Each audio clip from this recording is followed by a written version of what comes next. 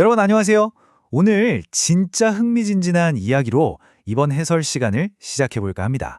자, 아주 먼 옛날로 한번 상상력을 발휘해서 돌아가 볼까요? 수천 년 전 사람들은 하늘에서 천둥이 쾅 하고 치면 제우스 신이 단단히 화가 났구나 이렇게 믿었어요. 폭풍우가 몰아치면 포세이돈의 저주라고 생각했고요. 세상 모든 일을 신들의 변덕으로 설명하던 시대였죠. 그런데 말입니다. 어느 날 갑자기 잠깐 진짜 그럴까? 하면서 전혀 새로운 방식, 그러니까 아주 이성적인 방식으로 세상의 근원을 찾기 시작한 사람들이 나타납니다. 서양 철학과 과학이 과연 어떻게 첫걸음을 내디뎠는지 그 이성의 새벽으로 지금부터 저와 함께 푹 빠져보시죠. 오늘 우리가 함께 살펴볼 전체 여정입니다. 첫 번째, 신화에서 이성으로 넘어가는 과정, 두 번째, 탈레스의 물, 세 번째, 아낙시만드로스의 무한한 근원, 네 번째, 아낙시메네스의 공기와 밀도, 그리고 마지막으로 이 위대한 질문들이 남긴 유산까지 쭉 한번 따라가 보겠습니다. 자, 그럼 첫 번째 챕터, 신화에서 이성으로 바로 시작하겠습니다. 기원전 6세기 고대 그리스로 가보겠습니다. 사실 철학이라고 하면 막 엄청 어렵고 복잡할 것 같잖아요. 그런데 전혀 그렇지 않습니다. 철학을 잘 모르시는 분들도 밤하늘의 별을 보면서 도대체 이 세상은 뭘로 만들어졌을까? 이런 생각 한 번쯤 해보셨을 거예요. 바로 이 질문이 모든 것의 시작이었습니다. 인류 역사상 처음으로 신이 화가 나서 그래 라는 편리한 핑계 대신 자연 그 자체에서 답을 찾고자 했던 사람들이 등장한 거죠. 신화라는 든든한 울타리를 박차고 나와서 오직 인간의 생각하는 힘, 즉 이성만으로 세상의 비밀을 풀려고 했던 겁니다. 진짜 멋진 과학적 탐구의 첫 출발점이라고 할 수 있죠. 그런데 여기서 잠깐, 이런 기발한 생각들이 도대체 어디서 튀어나왔을까요? 그리스 본토? 아닙니다. 바로 밀레토스라는 항구 도시였어요. 왜 하필 밀레토스였을까요? 이게 또 기가 막힙니다. 여긴 돈이 좀 도는 아주 부유한 상업 중심지였거든요. 전세가 상인들이 모이다 보니 미신이나 종교적 편견에 얽매이지 않고 굉장히 쿨했어요. 게다가 이집트에서 실용적인 기하학을 배우고 바빌로니아의 엄청난 천문학 데이터까지 쏙쏙 흡수했죠. 꽉 막힌 종교적 도그마도 없고 돈도 많고 최신 지식까지 넘쳐나는 곳. 한마디로 새로운 과학적 가설이 폭발하기에 완벽한 아이디어의 용광로였던 겁니다. 두 번째 챕터입니다. 탈레스, 만물의 근원은 물, 최초의 철학적 가설을 만나보시죠. 철학에 관심이 좀 있다 하시는 분들이라면 무조건 들어보셨을 아주 유명한 문장입니다. 만물의 근원은 물이다. 지금 우리가 듣기엔 에이 그게 뭐야 싶을 정도로 무척 단순하게 들리죠? 하지만 여러분, 여기서 중요한 건 물이라는 정답 자체가 아닙니다. 어떻게 답했느냐가 핵심이에요. 인류 역사상 최초로 보이지 않는 신의 마법이 아니라 우리가 눈으로 볼 수 있는 자연 속의 물질을 가지고 우주 전체를 설명하려고 시도했다는 것. 이건 정말 인류 지성사의 거대한 퀀텀 점프였습니다. 게다가 탈레스의 이 직관, 절대 무시할 게 못 됩니다. 그는 바빌로니아 데이터를 분석해서 일식이 일어날 날짜를 정확히 맞췄고요. 기하학으로 이집트 피라미드의 높이까지 쟀던 천재입니다. 현대 과학의 눈으로 봐도 꽤 그럴싸한 게 우주에서 가장 흔한 원소가 수소잖아요. 물의 3분의 2가 바로 그 수소고요. 별을 타오르게 하고 온 우주를 채우는 기본 원소가 수소라는 점을 생각하면 수천 년 전 탈레스의 촉이 얼마나 무섭도록 예리했는지 알 수 있죠. 하지만 그때나 지금이나 철학 그거 밥 먹여주냐 하고 비꼬는 사람들은 꼭 있습니다. 탈레스가 이 사람들에게 아주 통쾌한 한 방을 날린 일화가 있는데요. 바로 올리브 앞찾기 사건입니다. 첫째, 그는 별과 기후를 열심히 관찰해서 내년에 올리브가 대풍년일 거라는 걸 미리 딱 예측합니다. 둘째, 사람들이 올리브 농사에 관심 없을 한겨울에 동네 올리브 앞찾기를 헐값에 싹 다 독점 계약해버립니다. 셋째, 수확철이 돼서 올리브가 쏟아지니까 앞찾기가 없어서 난리가 났겠죠. 그때 비싼 값에 빌려주면서 말 그대로 떼돈을 법니다. 이 일화가 시사하는 바가 뭘까요? 철학자는 마음만 먹으면 논리력으로 언제든 부자가 될 수 있다. 이걸 증명한 겁니다. 다만 그들은 돈을 모으는 것보다 우주와 자연의 진리를 탐구하는 걸 훨씬 더 재밌고 가치 있게 여겼을 뿐이죠.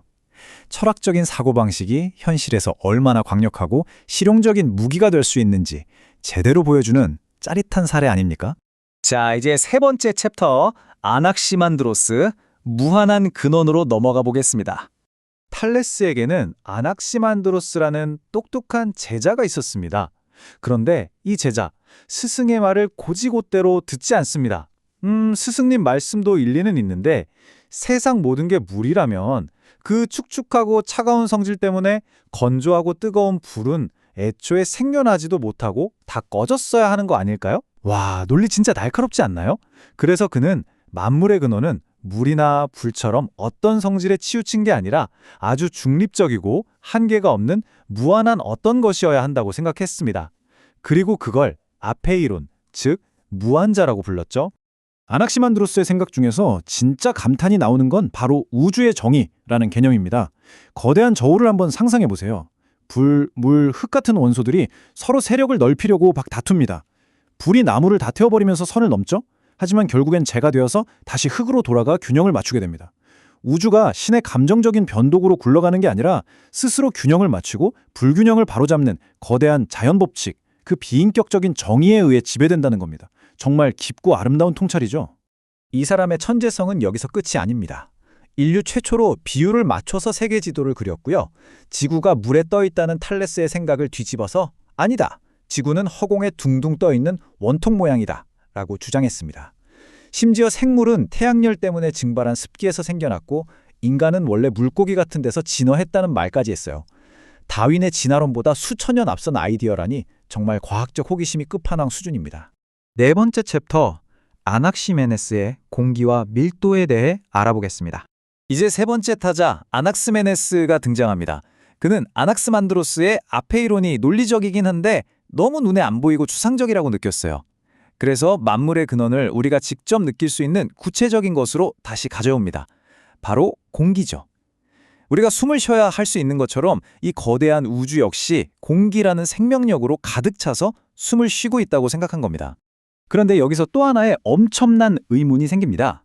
눈에 보이지도 않는 공기가 도대체 어떻게 단단한 돌멩이도 되고 뜨거운 불도 되는 걸까요? 아낙시메네스는 여기서 응축과 희박화라는 기가 막힌 메커니즘을 꺼내듭니다. 공기가 느슨하게 퍼지면 가벼운 불이 되고 빽빽하게 뭉치면 물이 되고 더 꾹꾹 눌러 담아주면 흙이나 단단한 돌이 된다는 거죠. 자, 이 주장이 왜 위대한 발견일까요? 세상에 존재하는 수많은 물질들이 서로 다른 이유는 무슨 신비한 마법 때문이 아니라는 겁니다. 오직 공기가 얼마나 뭉쳐있느냐, 즉 밀도의 차이가 모든 성질을 결정한다는 거예요. 단순히 양이 변하면 질이 변한다는 이 소름 돋는 개념, 놀랍게도 물질의 상태 변화를 설명하는 현대물리학의 기본 아이디어와 정확히 일치합니다. 대단하지 않습니까? 벌써 마지막 챕터네요. 위대한 질문의 유산, 과연 이들이 남긴 것은 무엇일까요? 우리가 지금까지 함께 살펴본 3명의 철학자, 그들의 릴레이 경주를 한번 싹 정리해볼까요? 탈레스가 물이라는 최초의 획기적인 가설을 던졌고 아낙시만드로스는 맞아, 하지만 논리적으로 안 맞아 라며 비판해서 아페이론을 도출해냈죠. 이어서 아낙시메네스는 맞아, 하지만 너무 추상적이야 라며 밀도라는 물리적 메커니즘이 더해진 공기이론으로 발전시켰습니다. 앞선 사람의 생각을 무조건 믿는 게 아니라 비판적으로 수용하며 yes, but을 외쳐온 궤적. 이게 바로 과학과 지성이 발전하는 가장 아름다운 방식입니다.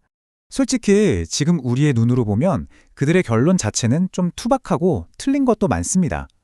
하지만 여기서 중요한 건 그들이 무엇을 찾아냈느냐가 아니라 어떻게 시도했느냐입니다. 번개가 쳐도 신을 끌어들이지 않고 오직 기계적인 추론과 자연 법칙만으로 세상을 설명하려고 했던 그 용기 있는 방법론. 바로 이 태도가 이후 수천 년간 수많은 탐구자들과 과학자들의 길잡이가 되어주었습니다. 기원전 6세기 낡은 미신을 버리고 자유롭고 개방적인 공기가 흐르던 밀레토스에서 인류는 처음으로 이성이라는 눈을 번쩍 떴습니다. 신화의 두꺼운 장막을 확 걷어내고 우주의 진짜 맨얼굴을 정면으로 마주하려 했던 이 대담한 사상가들. 그들이 쏘아올린 한미성의 불꽃은 2500년이라는 아득한 시간을 건너 오늘날 우리가 누리는 모든 과학과 철학의 기반이 되었습니다. 진짜 문명의 요람 그 자체죠. 결국 이 밀레토스 학파가 오늘날 우리에게 던지는 진짜 메시지는 단순한 과학 지식이 아닙니다. 철학의 시작, 과학의 시작은요, 남들이 다 당연하다고 여기는 것에 멈춰서서 다르게 바라보고 질문을 던지는 용기에서 출발한다는 겁니다. 천둥번개가 치면 다들 신이 화났다고 벌벌 떨 때 진짜 원인은 따로 있지 않을까라고 물었던 그 마음처럼 말이죠. 여러분도 오늘 하루 너무나 당연해 보이는 것들에 대해 왜? 라는 매력적인 질문표를 한번 달아보시는 건 어떨까요? 분명 세상이 조금은 다르게 보일 겁니다. 오늘 준비한 이야기는 여기까지입니다. 끝까지 함께 해주셔서 진심으로 감사합니다.